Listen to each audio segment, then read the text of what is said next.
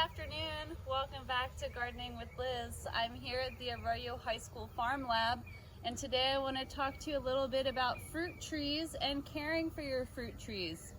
So during the end of the winter months, that means in Southern California, February and March, you want to be pruning your fruit trees. So what the pruning does is that it thins out the branches so that the tree will produce fewer branches that are thicker, stronger, and healthier. So it'll produce less fruit, but the fruit will be larger and have a better flavor and more nutrients.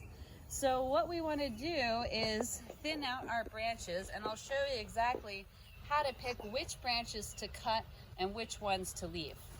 So what you want to look for is the branches that are crisscrossing each other, because basically now they're out competing for space. And then the second thing you want to think about is the ease of your harvest. So if you want your fruit tree to be like an umbrella, so that you can easily reach the branches that have the fruit hanging on it. So when I'm looking at this tree here, I see two branches crisscrossing right here. One of the branches is growing straight up, and one of the branches is growing out to the side. So I would like to keep the branch that's growing out to the side, because as the tree gets older, this branch will be easier to harvest from than this branch. So before I make my cut, it's very important that you sterilize and clean your pruners. That'll prevent any disease from being transferred onto your trees, especially with young trees.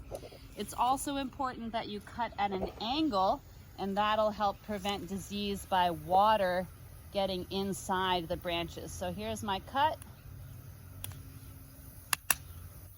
Here we go, nice and clean.